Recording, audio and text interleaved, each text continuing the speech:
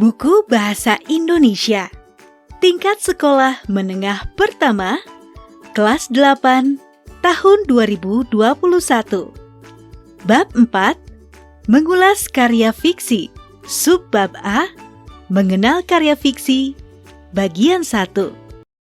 Halo teman-teman, bagaimana kabarnya? Semoga selalu sehat dan penuh semangat ya. Saat ini, kalian telah memasuki Bab 4. Kisah-kisah favoritku. Pada bab 4 ini, kalian akan belajar mengulas karya fiksi. Tujuan pembelajaran. Adapun tujuan pembelajaran pada bab ini, yaitu kalian diharapkan dapat mengenal bacaan fiksi dan mengetahui unsur-unsur yang ada di dalamnya.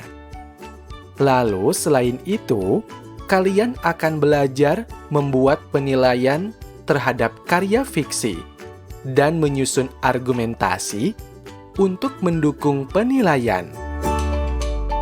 Pada bab ini, kalian juga diajak untuk menyimak, berdiskusi, dan melakukan presentasi, serta mempelajari cara mengulas karya fiksi yang baik.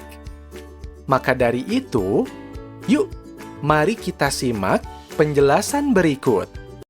Teman-teman, sebelum melanjutkan menyimak materi, ada baiknya teman-teman menjawab beberapa pertanyaan berikut. 1. Apakah kalian suka menyimak karya fiksi atau buku cerita? 2. Buku cerita apa saja yang pernah kalian baca? 3. Mengapa kalian menyukai buku cerita tersebut? Nah, tentu kalian pernah atau bahkan sering menyimak sebuah cerita. Nah, dalam bab ini, kalian akan mengetahui cara mengulas karya fiksi. Wah, menarik bukan? Kata kunci. Oh iya, kata kunci pada bab ini adalah karya fiksi, unsur-unsur, penilaian, argumentasi, dan ulasan.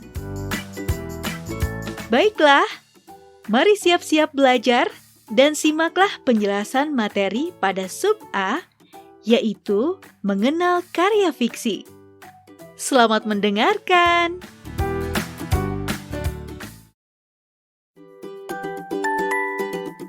Siap-siap belajar. Teman-teman, saat menyimak sebuah karya fiksi audio, baik berupa cerpen maupun novel, kalian mungkin pernah membuat penilaian-penilaian terhadap karya tersebut. Penilaian itu umumnya berupa kata-kata seperti bagus, ceritanya menarik, ceritanya membuat penasaran, atau ceritanya membosankan. Akan tetapi, pernahkah kalian bertanya pada diri sendiri, apa yang membuat karya yang kalian simak itu terasa bagus, menarik, membuat penasaran, atau terasa membosankan? Pernahkah kalian berpikir, seandainya cerita tersebut dimengerti atau ditulis begini dan begitu, pasti hasilnya akan lebih baik, bukan? Teman-teman, setiap karya fiksi memiliki beberapa unsur. Unsur-unsur inilah yang menentukan bagus tidaknya sebuah karya.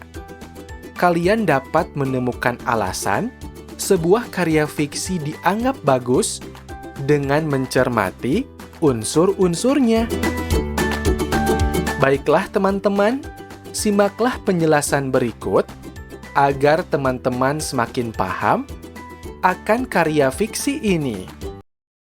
Mengenal karya fiksi. Teman-teman, seperti yang kita ketahui bahwa orang-orang biasanya menyukai cerita. Itu sebabnya karya fiksi terus ditulis. Karya fiksi juga sama dengan karya sastra. Karya fiksi atau sastra adalah karya hasil perpaduan antara perasaan dan pikiran menurut Suharyanto tahun 2005. Welek dan Warren tahun 2009 mendefinisikan karya fiksi sebagai cerita atau latar yang bersumber dari imajinasi.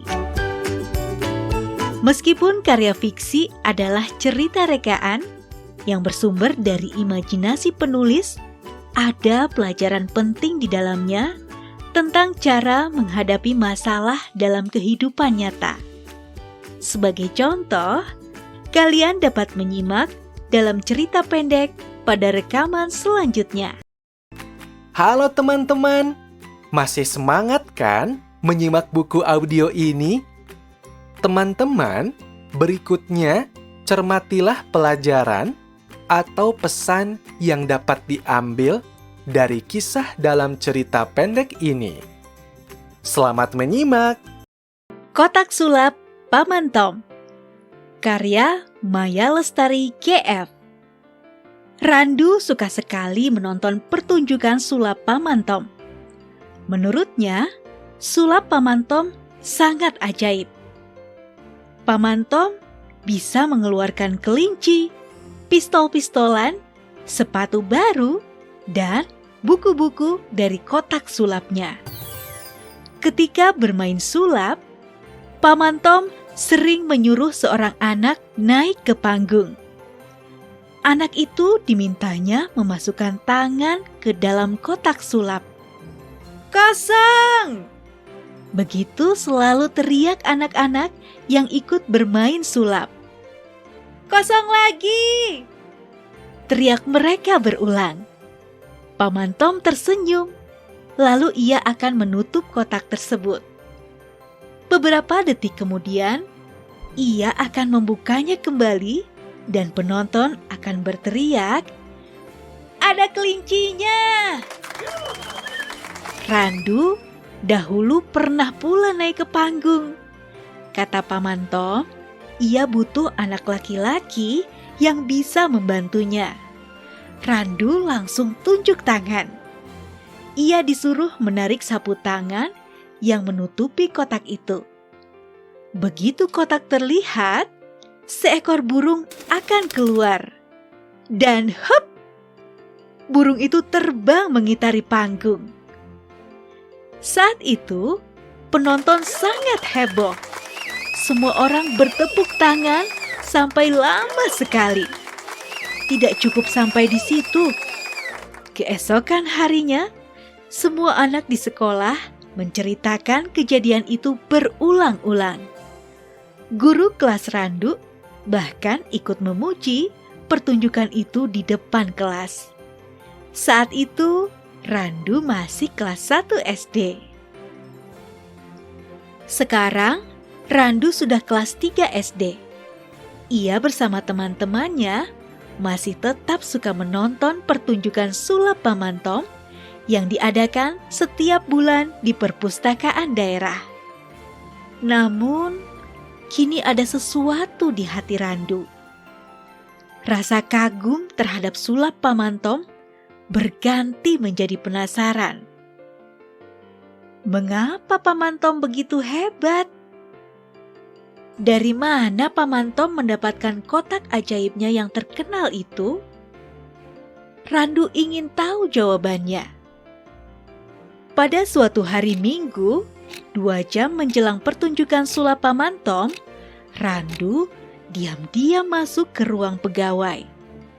Biasanya, Paman Tom beristirahat dahulu di ruangan itu sebelum memulai sulapnya di panggung. Mujur bagi Randu, hari itu setelah meletakkan peralatan sulapnya, Paman Tom keluar ruangan.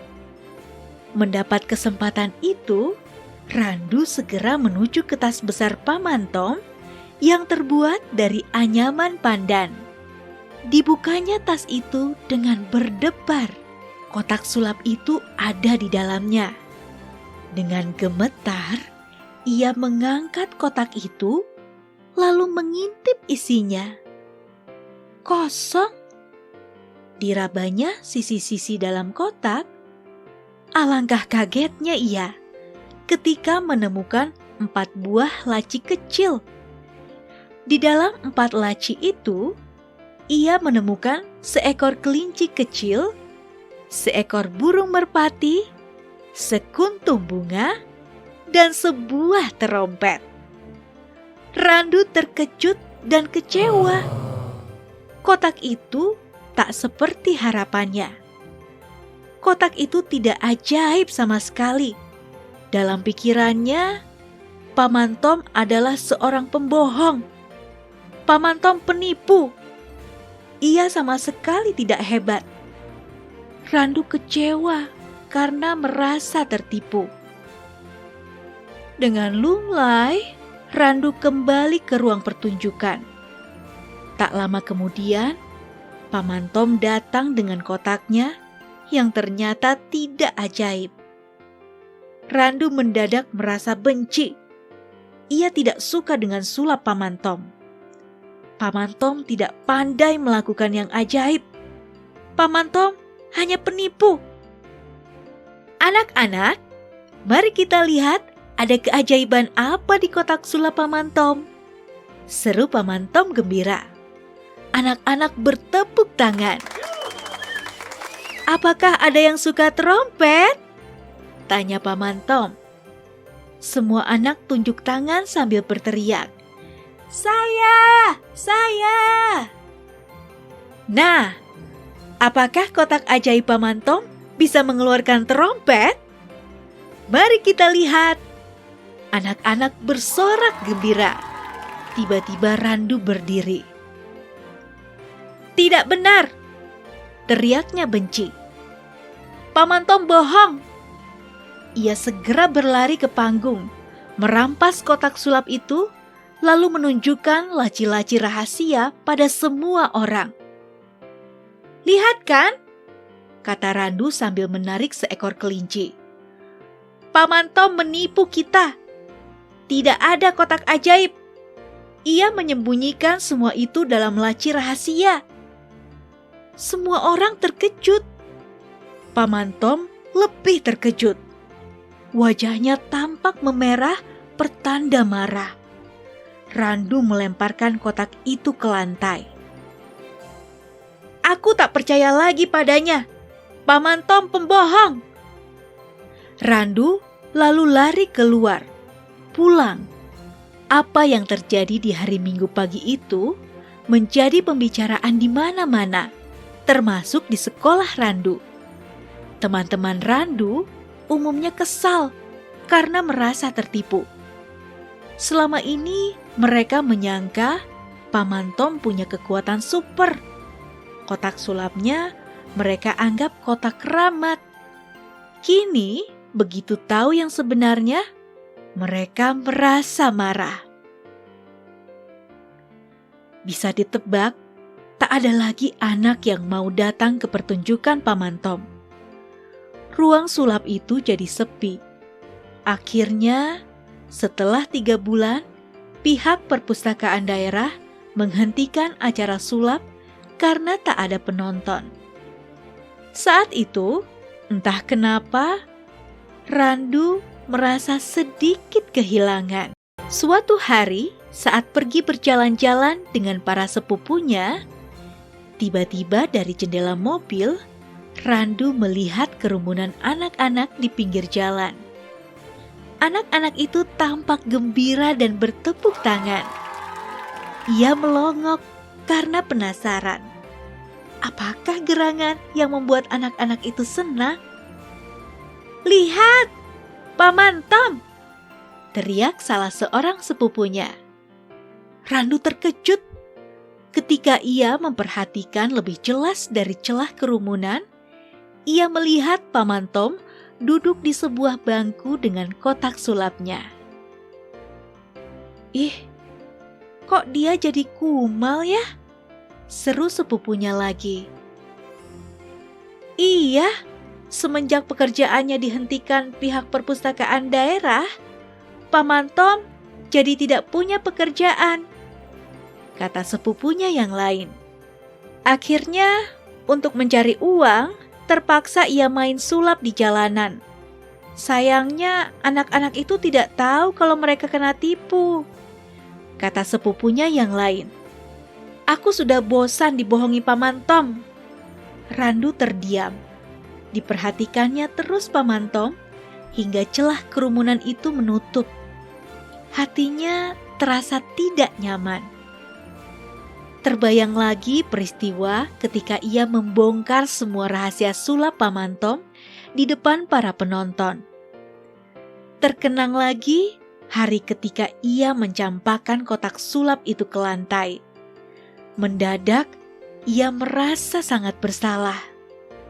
Seandainya ia tidak melakukan kebodohan itu, tentu Paman Tom masih bekerja untuk perpustakaan daerah dan mendapat penghasilan yang lumayan. Kemarahan telah membuat Randu melakukan hal-hal yang tidak pantas. Ingin rasanya ia turun dari mobil dan berlari menuju Paman Tom untuk minta maaf. Tetapi, apakah maafnya bisa membuat Paman Tom mendapat pekerjaan lagi? Randu merasa bodoh. Sulap hanya sebuah permainan. Tak ada kebohongan di sana. Sulap itu seperti teka-teki yang dilakukan dengan gerakan. Paman Tom tidak pernah menyakiti penontonnya. Jadi, tidak ada alasan bagi Randu untuk mempermalukannya. Randu menunduk. Diam-diam, air matanya menitik. Kegiatan 1. Mendiskusikan isi karya fiksi. Berdiskusi. Teman-teman, kalian sudah mendengar cerita audio berjudul Kotak Sulap Paman Tom? Sekarang, diskusikanlah pertanyaan berikut dengan teman di samping kalian. 1. Siapa tokoh dalam cerita tersebut? 2. Apa yang terjadi pada tokoh cerita tersebut? 3. Menurut kalian, sudah benarkah tindakan yang dilakukan oleh tokoh Randu? 4. Mengapa Randu sampai melakukan tindakan demikian? Nah, teman-teman, setelah kalian menjawab pertanyaan-pertanyaan tersebut, sampaikanlah hasil diskusi kalian di depan kelas. Menyimak. Simaklah paparan hasil diskusi teman kalian terkait cerita Kotak Sulap Paman Tom. Berilah tanggapan yang baik jika hasil diskusi mereka berbeda dengan hasil diskusi kalian. Terangkan juga hasil diskusi kalian dan alasan kalian memiliki jawaban yang berbeda. Selamat berdiskusi, teman-teman. Jelajah kata. Teman-teman, dalam cerita pendek yang berjudul Kotak Sulap Paman Tom, kalian dapat menemukan kata-kata berikut. Kata-kata berikut dapat dicari artinya dalam Kamus Besar Bahasa Indonesia atau KBBI. Mengitari artinya memutar atau berputar di suatu tempat. Lunglai artinya tidak bertenaga. Gerangan artinya agaknya atau kiranya. Menitik artinya menetes. Dengan mencari arti kata-kata tersebut, kalian akan terlatih menggunakan kamus. Dalam kehidupan sehari-hari, umumnya orang menggunakan padanan kata-kata dalam percakapan. Kalian dapat melihat contohnya pada kalimat berikut. 1. Padanan kata mengitari adalah memutari atau berputar di suatu tempat. Contoh kalimat, dia memutari lapangan itu sebanyak 5 kali. 2. Padanan kata lunglai adalah lemah. Contoh kalimat, tubuhnya terasa lunglai setelah berlari selama 1 jam. 3. Padanan kata gerangan adalah kiranya. Contoh kalimat, siapa kiranya yang mengetuk pintu rumah malam-malam begini? 4. Padanan kata menitik adalah menetes. Contoh kalimat, air hujan mulai menitik dari genting. Itulah beberapa contoh kata yang memiliki padanan kata. Kalian tentu menjadi semakin jelas dalam memahaminya. Kegiatan 2. Berlatih membuat kalimat. Baiklah teman-teman, kegiatan selanjutnya yaitu kegiatan 2, yakni berlatih membuat kalimat. Teman-teman dapat mencermati kembali kata-kata di dalam jelajah kata. Carilah padanan lain dari kata-kata tersebut, kemudian gunakan untuk membuat kalimat. Diskusikan bersama teman dan guru jika kalian merasa kesulitan untuk menemukan padanannya.